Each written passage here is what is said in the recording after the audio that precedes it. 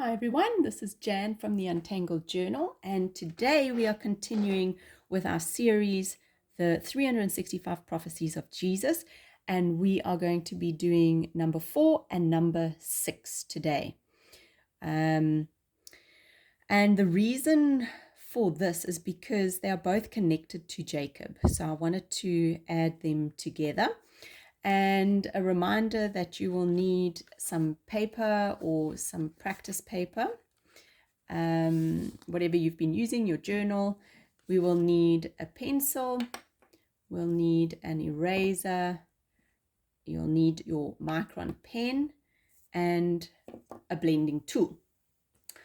All right, so before we get started, I just wanted to give you a little bit of background. As you know, so God first made his covenant with Abraham, the father of many, and then that promise continued through Isaac. He will laugh, and so we did the little laughing face here. And then maybe not through the person we would have expected if we were choosing the neatest family story. It now continues through Jacob. And Jacob's story is a bit messy. You know, there's family tension, there's deception, running away, fear, wrestling, and a lot of learning things the hard way, which is how most of us like to learn. But that is part of what makes it so human, is God's promise doesn't move forward because Jacob is perfect. It moves forward because God is faithful. So when Jacob is leaving home, God meets him at Bethel in a dream, and he sees a ladder reaching between earth and heaven, and God speaks to him there. God promises him the land and many descendants, and says that through his offspring, all the families of the earth will be blessed. And that we can find in Genesis 28, verse 13 to 14. So the covenant continues now through Jacob, and the line of promise is still moving forward. Later, Jacob then wrestles with God through the night, and his name is changed to Israel. Then at Bethel, God confirms it again in Genesis 35, verse 10. He says, your name is Jacob. You'll no longer be called Jacob, but your name will be Israel.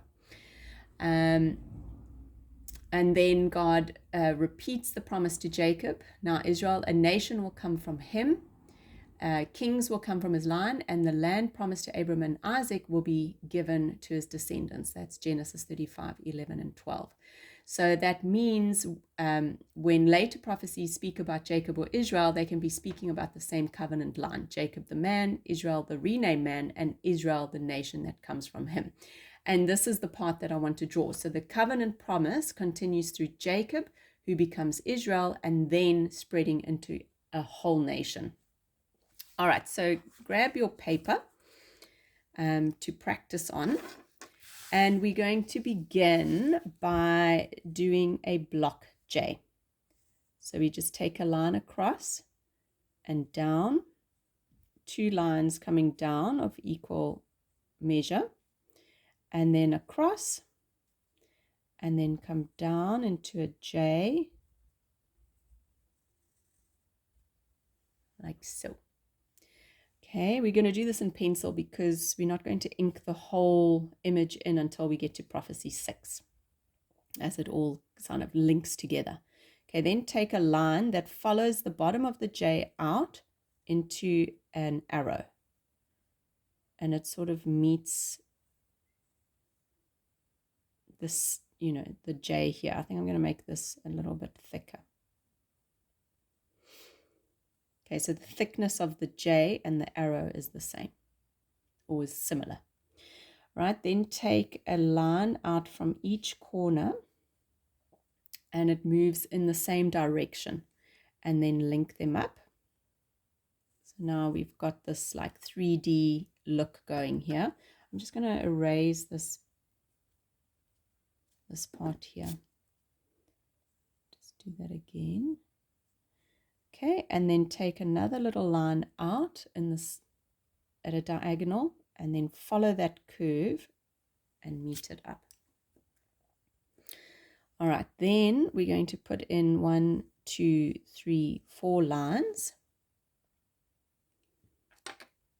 Now I'm going to grab my pen, and I'm going to ink in certain lines. All right, so I'll do the 2 lines on the side and coming in, and to there, and I will come to the top of the line that meets the arrow. We're not going to ink this part of the J in, because Jacob then becomes Israel. So the J becomes an I for Israel, and we'll start with the second line, inking that in, and then color this tip in of the arrow.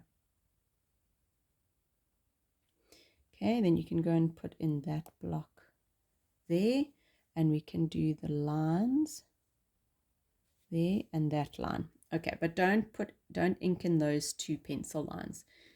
And you can go and erase your pencil, but don't erase these lines. Okay, and then the promise is extended to all of Israel, the 12 tribes. So go and add 12 dots. 1, 2, 3, 4, 5, 6, 7, 8, 9, 10, 11, 12. All right. So from here now, we move to prophecy number 6. So picture this. Okay, and then also just to mention that the timeline, the prophecy number 4 in Genesis 28 was given around 1929 years before Christ. And then the 6th prophecy, somewhat almost 500 years later, 1406 years before Christ. And we'll find this prophecy in Numbers 24 verse 17. And I love this story. So picture this: the Israelites have now been walking through the wilderness for years, and they now arrive near Moab. But they're not arriving quietly like harmless travelers. No, word has already spread. These people have taken down powerful kings and serious nations on the way here. So when they camp near Moab, King Balak of Moab sees them and is, as you can imagine, deeply afraid. So instead of sending soldiers first, Balak sends for Balaam, a man who's known for blessing and cursing. He was into magic and divination, and he was not an Israelite prophet. So Balak believes that if Balaam curses Israel, Moab may stand a chance. Now Balaam sets off on his donkey. Oh, did I mention that King Balak, says that he will pay Balaam handsomely to come and curse Israel. So of course he sets off on his donkey, and on the road the donkey sees the angel of the Lord standing there with a sword, but Balaam sees nothing. The prophet himself sees nothing, and 3 times the donkey stops or turns aside, and 3 times Balaam hits her. And then God opens the donkey's mouth and she speaks to Balaam. And the donkey is the one asking the sensible question, while Balaam the prophet is the one who's missed what is right in front of him. So eventually Balaam arrives and Balak is ready. He takes him up to a high place, shows him the Israelite camp, and waits for the curse to drop. Balaam opens his mouth and blesses them. But Balak is not impressed, so they try again from another spot, same thing. And there's sacrifices that's going on, and it's a whole ordeal. And then a third time, again, instead of cursing, he blesses them. And the story almost lets the pattern speak for itself. You cannot curse what God has blessed. So then after all that, Balaam says the line that rings through history, which is our 6th prophecy in Numbers 24:17, that a star will come out of Jacob, a scepter will rise out of Israel. So in other words, someone's coming, not now, not yet, but one day a king will rise from Israel. And here is the powerful turn. The man hired to speak against Israel ends up announcing Israel's future hope. Balak tries to bring a curse, but God turns the words into blessing. And this is the part that we will draw. So the image of a star rising from Jacob and a scepter coming from Israel. After all the fear and the failed curses and the unexpected blessings, the story lifts our eyes to a promise. A king is coming. All right, so we are going to add a star in, rising out of Jacob, rising out of Israel, a star will come. So put a dot in between the two lines and just below this line. Then take a line at an angle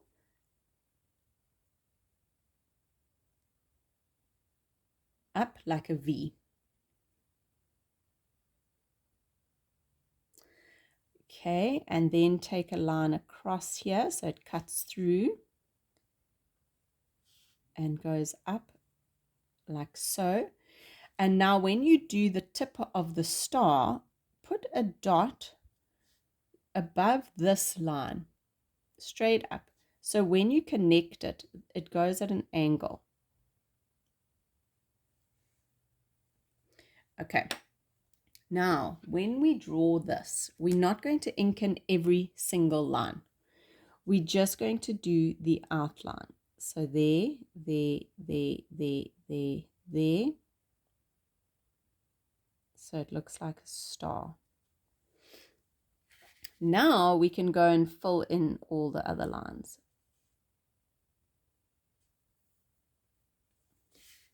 Okay, there you have it.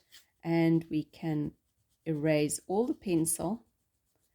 And that is our image for prophecy number 4 and 6. So now we're going to go and transfer that onto our PDF page. And we will add it in and do the shading. All right, so we're going to start by doing our J. So do a line across, a line down, 2 lines down of equal measure. Bring it in. Take the J down, out, and up. Then your arrow and 4 lines. 1, 2, 3, 4. Let's go put the 3D in.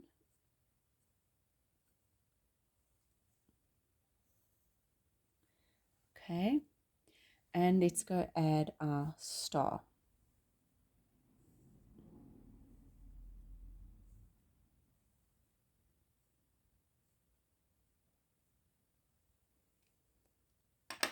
All right, now we can go ink it all in. All right, let's be careful that we don't ink in the wrong lines. If we do, it's not the end of the world. Okay, remember, don't ink that part in. So the J then becomes an I.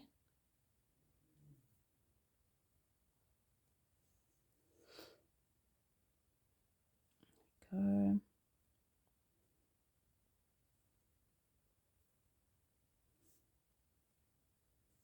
And we go put our star in.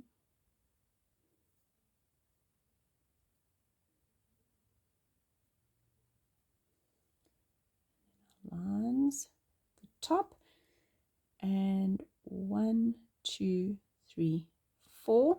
Ink in the tip of your arrow to show that the blessing also continues to the 12 tribes. 1, 2, 3, 4, 5, 6, 7, 8, 9, 10, 11, 12. All right, let's go erase all our pencil. I've smudged the ink. Oh well, doesn't matter. Okay, let's go add in pencil. So I'm going to put some pencil on this J as if I'm following it down so that the J is there. Okay, so let me show you how that comes out.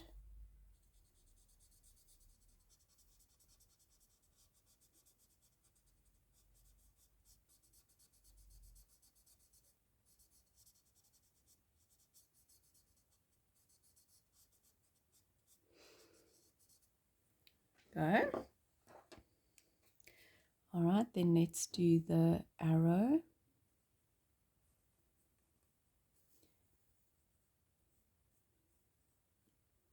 And go all the way around this shape.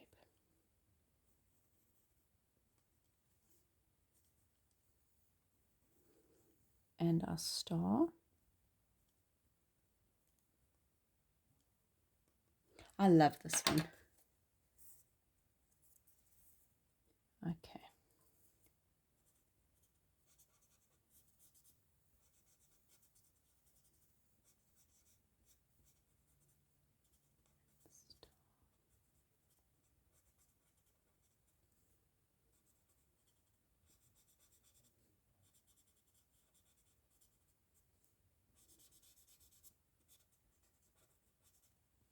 Okay. And there it is.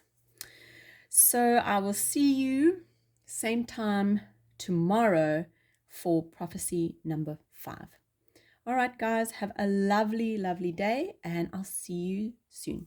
Bye.